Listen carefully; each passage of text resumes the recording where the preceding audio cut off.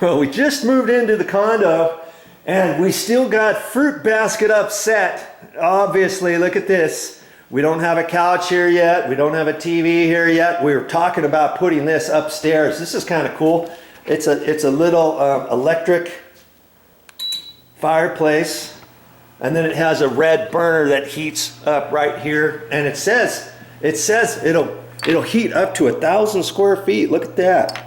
And you can adjust the brightness, you can adjust the heater, you can put a timer on it, all that. And this is an insert that fits in there. You've seen them probably. Doesn't that look kind of cool? It looks nice. It looks nice at night. Okay, turn that off, and we might be putting that in front of the bed upstairs. I think we're going to be doing that. But speaking of just moving in, we had a leak dripping out of the ceiling right here a couple nights ago, and I could not believe it. I'm in there taking a bath and had the jacuzzi things on the existing bathtub, and she's yelling at me, "Hey, come down here, we got a flood, we got water coming all over the place." And I was expecting all this stuff, but it was dripping right out of here. Right there, you can see there's a little hairline crack there. Here's a little hairline crack. And right there, this was all puffed up. The seam here kind of started lifting right there, and it started bubbling here. And the water was dripping out of there. Splashing here, was getting wet over here. And I'm pretty sure it was coming from the tub. But you know, the tub is nowhere close to here.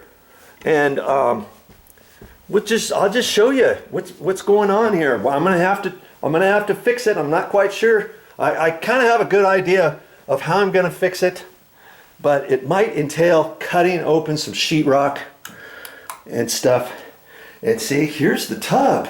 This is a cool tub too, by the way. It's an oversized tub. It's about 5 feet. Most tubs are about 5 feet long. This one happens to be almost 6 feet. It's 5 feet 10 inches from tile to tile. 5 foot 10 inches, and it can fit both Mommy and I. She sits one way, I sit the other way. We turn the jets on, and we had this thing fired up for 5 or 6 nights before it started dripping.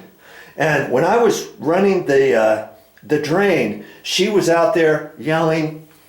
And I think what's happened is there's a leak down by the drain, along the edge, or the fitting that this screws into, or the elbow down below. It must be spraying on top of the ceiling, or a top plate, or the bottom of the floor joist, and there could be a floor joist that runs this way.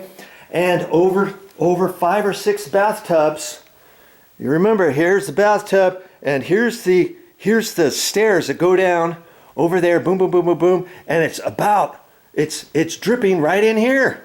Drip, drip, drip, drip, drip, drip, drip, drip, drip. Because see, here's where the stairs go down, okay? Right in there, dripping from the tub. Can you believe that? And you know, when we have the water off, there's nothing happening. It's not dripping any other time. When we have the sinks on, when we flush the toilet, nothing drips.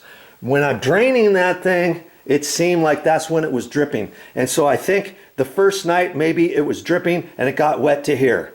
Then the next night, because that was wet, it got wet a little bit further, and then a little bit further. It took 4 or 5 nights for it to start dripping out here. Kind of like a sponge. You know, when a sponge gets wet, it just kind of soaks and expands, kind of like particle board. When you get a leak on particle board, it goes so far, and then the next time it goes a little bit further and a little bit further. And I think that's what's happened. Now I can take this front cover off. This is just fiberglass. See this? But I can't reach down there, and I don't think I can fix it from there. And directly below that bathroom is, we'll take you down here, is the other bathroom. And this, by the way, I thought I was going to have to scrape all this off and cut a hole in here and all that kind of stuff. But I think I can do everything back in here, back in behind the bathroom.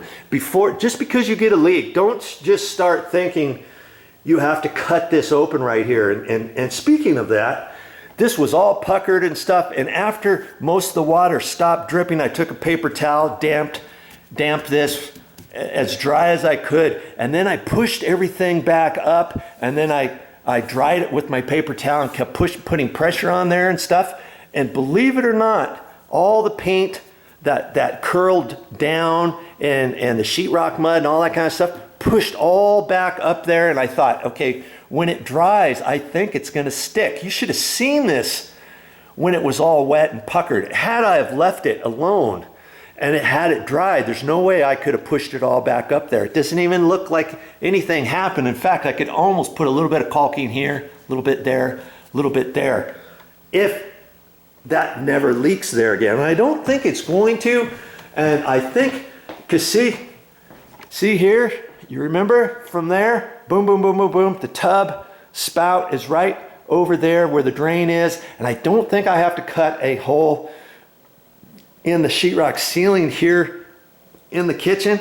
I think I can come up in here, and I was thinking, oh, okay, well, worst case scenario, if I have to cut a hole in the sheetrock ceiling, okay, I can do that. But see, there's an exhaust fan up in here, and lots of times you can take the guts out of a ceiling exhaust fan, and this ceiling exhaust fan might be screwed in or nailed or something. I might be able to carefully take the screws out or nails out or something, lift that whole thing up, slide it out of the way. Obviously, it's got the flex vent line hooked to that. I got to be careful with that. Okay, then I can use this as my inspection hole. I can shine a flashlight up there, poke my head up in there or something. I think I can get my head up in there. It's going to be tight, and I might be able to shine a light and look up there and make a determination what I think I need to do before I start cutting holes. Okay, and that's going to be a work in progress. I'll show you more of that another time when I start working on it. But like I say, just because it was dripping over here, don't think, okay, call a plumber, call somebody else. They could start cutting holes out here, and then you can find out, hey, maybe it's coming from over here. So sit and calm down and take note of what everything is happening and inspect and think about what's going on. Because if I can fix it over here, I won't have to do anything. It took 5 days draining out the tub for the water to hit over here. Now, we haven't used the tub for a couple days. This will all start drying out above the sheetrock. You want to have that dry. You don't want to have that moist and all that kind of stuff. And I think it's going to be okay to leave this alone because it was just dripping out of there. It wasn't like pouring out, you know what I mean? And so it should have enough time for all that to dry without having mold start building up there and growing and all that kind of stuff. I think the water is going to dry enough so that there won't be any mold buildup. Okay, and once I get an inspection hole here, I can look in here, kind of feel around, and look and see if there's any mold that's built up above this ceiling or what have you. Now, see, this ceiling is 8-foot ceiling. This is a 9-foot ceiling, and so I know when I take that out, the tub is up another foot higher than this ceiling because it was dripping out over here, right? And so, you know, the floor joists are probably, you know, TGI floor joists 12 inches tall or something like that. So the tub is up there higher, but then the spout or the drain line comes down a little bit lower, you know, where it connects down into the line in the floor and all that kind of stuff. And that's why I think there's got to be a floor joist or something going this way, or it could be dripping right on top of the wall, because when I measured it and lined this up, see that wall right there? See, that's the wall. Look at that, how that wall goes up there. And if you line that up straight over, it's almost in line with that tip there. And water has a funny thing. It goes to the least resistant area. Okay, so if there was a sheetrock seam somewhere else, it would have started coming out. But this is probably all big piece of sheetrock going all the way across, and the water could have dripped on top of this top plate of this wall, okay? And then it could have ran on top of that plate, and then at that point, it dipped down on top of this sheetrock. It hasn't come out anywhere because this is just a flat piece of sheetrock. There's no seam on it or anything. If there was a cross seam right in here, I would have seen the ceiling start puckering there or something. So the water is traveling, and it's tried to come out, and it came right out from there because that's where the corner bead is from this angle, and it just started dripping there. And then this, like I say, this started lifting, and in fact, you can see a hairline crack there now. See it? Right along there. That's where it started dripping here, and then you could see the water traveling that way and breaking that apart. And I'm hoping, like I say, I don't have to do anything with that. I can see where the crack is right there, and it goes that direction. That crack wasn't there before it started leaking. Son of a gun. But I might be able to caulk that, you know, and that and this, and not have to do anything until over there. And like I say, if I have to cut that sheetrock ceiling open, I'll do it in the bathroom, okay? Because then it's just a small bathroom ceiling that I would have to repaint. And this has spray texture on it, and I'm not good with matching spray texture too well. I was thinking about even floating out this entire ceiling, just smooth. You know, no spray texture at all. I could put 2 coats of sheetrock mud on there, sand it, and then paint it without trying to patch the texture or paying somebody to come out here just to spray texture a patch. And the thing is, when you spray texture a patch, you are always going to see the patch. I don't care who it is who patches your ceiling of spray texture, you are going to see it to a certain extent, even for somebody who's really super good. Okay?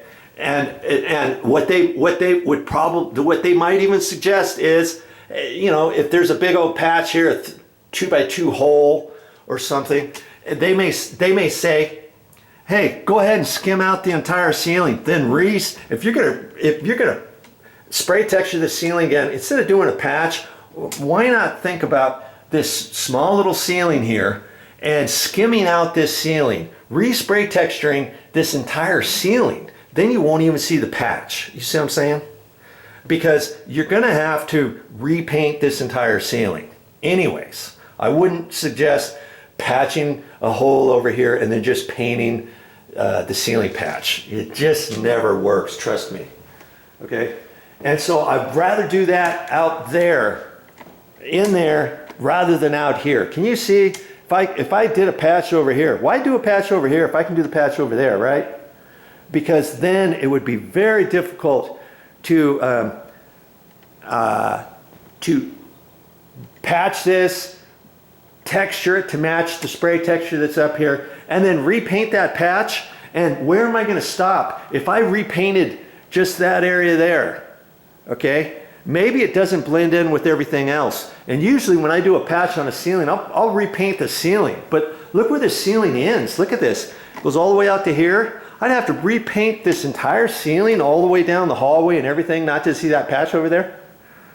I mean, that's how I would do it if I had to have a patch over there. Because if you will remember, if you've seen all the different things I had to do in this kitchen ceiling, initially it came out this way and across this way with semi-gloss paint over here. And I didn't want semi-gloss paint. And this was flat paint over here, but it was a different color. So I put a coat of primer on there. I put a coat of Kills primer on there, and I put a coat of flat paint, and then I put 2 coats of finished flat paint over the whole thing. This area right in here has 4 coats of paint on it. So if you do a little patch on the side, you really think you're gonna blend that in, I'd think twice about it. Okay, so enough of that. I will show you my progress on that leak underneath the bathtub in a minute.